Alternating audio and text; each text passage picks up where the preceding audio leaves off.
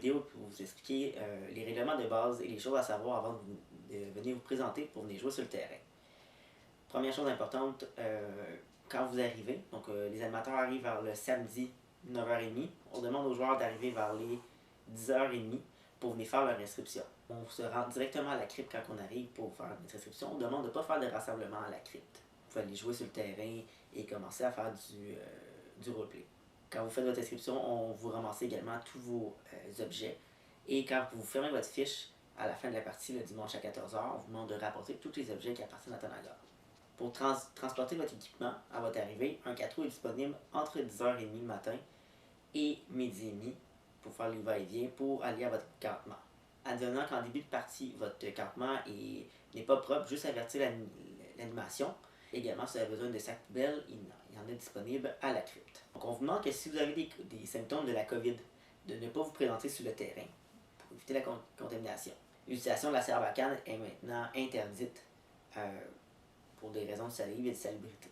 Une toilette chimique va être sur le terrain, pas loin de la crypte également. Il y a un désinfectant pour se laver les mains. On vous recommande de vous désinfecter les mains avant et en sortant.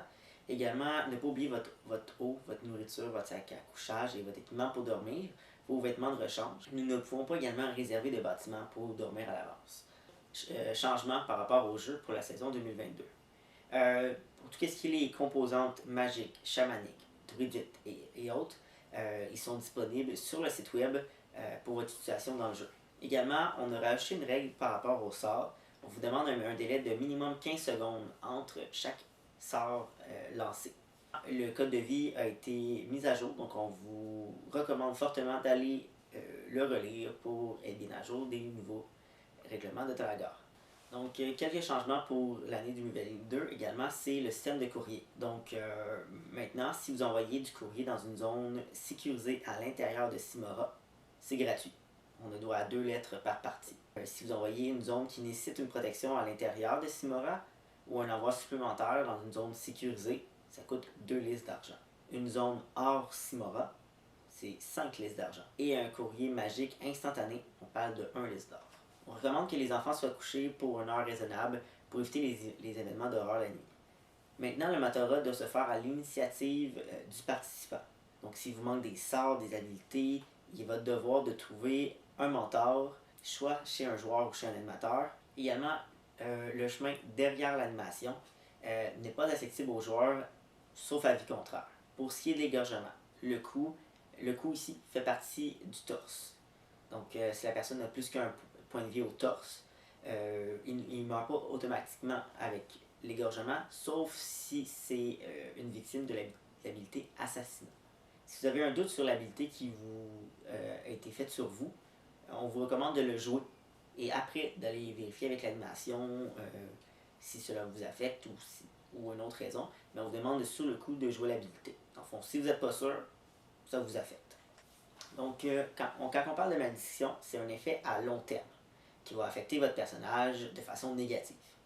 Une habilité comme le commandement, ou les brumes de la Delormie, ou le rêve, c'est pas des malédictions, c'est à courte durée.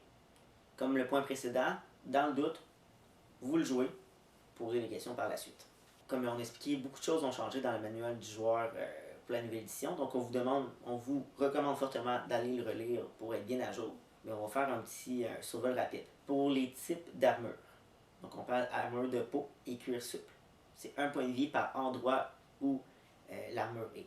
Quand on parle de cuir rigide, cuir clouté, c'est 2 points de vie. Quand on parle de brigandine, cuir plaqué, cotte de maille, armure d'écaille, arcure de métal, c'est de 3 à 4 points de vie.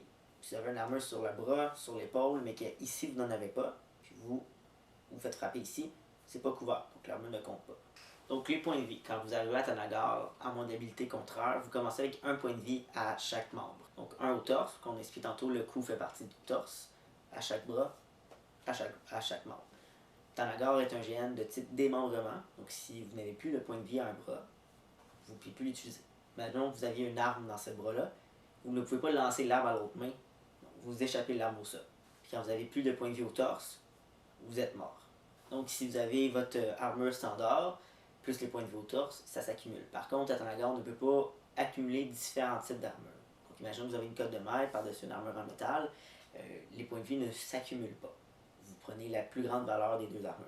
Donc, les sorts se font avec ce qu'on appelle des composants. Donc, c'est un objet pour les sorts offensifs en mousse. Pour les sorts défensifs, on parle de petites composantes dans une pochette de tissu rempli d'écorce de noix broyées, de rafles de riz. Ça doit être la grosseur d'une balle de golf environ. Les rafles de maïs peuvent être achetées en animalerie.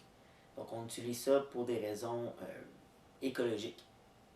Donc, si on reçoit une composante sur soi, ça nous affecte. En fond, tant que la composante ne touche pas le sol, ça nous affecte. Par contre, imaginons que je suis à côté d'un arbre et que le sort est lancé sur l'arbre, ça ne fonctionne pas. Par contre, si je reçois le sort sur mon épée, qui rebondit sur la personne à côté avant de toucher le sol, le sort se conduit. Les composantes ne sont pas valables. Tu ne peux pas prendre la composante de quelqu'un d'autre puis partir avec pour qu'il ne puisse plus lancer le sort. Ça ne fonctionne pas. La composante est représentée comme une manifestation de l'énergie. Donc, dans le jeu, techniquement, la composante n'est pas là une fois que le sort n'existe plus. Les composantes pour utiliser pour les sorts majeurs, ou les sorts offensifs, comme expliqué, c'est des composantes en mousse. Les composantes à DEL ne sont pas permises, donc quand il y a une lumière à l'intérieur. Si vous n'en avez pas, ils sont disponibles à l'achat à l'animation pour 10$. Donc, ils sont souvent en forme du sort dans lequel vous allez lancer. Donc, une boule de feu sera en forme de boule de feu. On a des monstres, des très gros monstres, qui sont généralement connus des joueurs et de la population. Donc, ces monstres-là, quand vous recevez un coup de ceux-ci, on appelle ça un coup de monstre. Donc, à moins que vous ayez une habileté concrète, le coup vous tue immédiatement. Imaginons que vous mangez le coup sur votre bouclier. Votre bouclier est considéré comme brisé pour une période de 15 minutes. L'habilité Parade accrue protège le bouclier. Si le monstre touche votre arme et le bras, dans le fond, il frappe mon épée, ça brise mon arme et ça brise mon bras également, qui n'est pas utilisable pour une période de 15 minutes. Également, le seuil de la mort a été changé pour l'année 2022. Donc, lorsqu'un participant a épuisé tous ses points de vie au torse, il tombe au sol, mort. Dans les premières 60 secondes, si un aventurier arrive avec l'habilité premier soin, qui fait les manœuvres de réanimation et tout, ça le ramène dans un état agonisant. Donc, quand on parle d'agonisant, c'est difficulté à marcher, qui s'accroche aux arbres, qui est très très très faible. Dans l'éventualité qu'il ne trouve pas personne pour avoir les soins de guérison et tout, après 1 heure de repos, donc on parle pas de jogging, pas de course, pas de combat, pas d'action majeure, considéré comme complètement guéri. Si un animateur voit qu'un joueur ne joue mal l'agonie et qu'il ne fait pas assez d'efforts dans la méthode de réanimation pour jouer l'agonie, ou qu'il voit un aventurier mal faire les premiers soins, ne pas mettre assez d'efforts dans le roleplay des premiers soins, l'animateur peut considérer le joueur comme mort. Donc les premiers soins ne fonctionneront pas. C'est de là l'importance du roleplay. Donc, une fois que vous êtes mort, on vous demande de rester au sol pendant 5 minutes. Donc, pendant ces 5 minutes-là, quelqu'un peut venir s'emparer de vos biens, vos pièces d'or, vos objets magiques qui sont volables. C'est important, le consentement quand on arrive pour faire la fouille sur quelqu'un. On vous recommande de mettre la main, mettons, au-dessus de la poche, dire d'attendre quelques secondes puis dire je fouille cet endroit-là. Avant d'aller fouiller une personne physiquement, de demander son consentement si la personne est à l'aise. Sinon, comme je dis, on fait la recommandation, donc parfait, ma main au-dessus de ta botte, je fouille ta botte, on attend un nombre X de secondes. Et on suggère également de ne pas cacher des objets dans des endroits qui seraient délicats à aller fouiller. Tanagar est un endroit où on veut que c'est un espace sécuritaire, que les gens se sentent bien. Donc on met l'emphase très fort sur le consentement. Donc après les 5 minutes au sol, on vous demande de vous lever avec les bras croisés et au niveau de la poitrine et de se rendre au cimetière. Il y a certains participants qui ont les habiletés de pouvoir parler avec les esprits puis avec les morts. Donc ils peuvent communiquer avec vous. Vous n'êtes en aucun cas obligé de répondre à leurs questions ou à leur répondre, sauf si c'est un juge des morts. Donc un juge des morts, vous êtes obligé de répondre à ces questions. Également, pendant ce laps de temps, entre le moment que vous allez au cimetière et vous êtes en mode spectre, mort, c'est le seul moment que vous vous rappelez de votre mort pour pouvoir l'expliquer au juge des morts et tout. Une fois que vous êtes retourné à la vie, vous avez oublié toutes les circonstances entourant votre mort.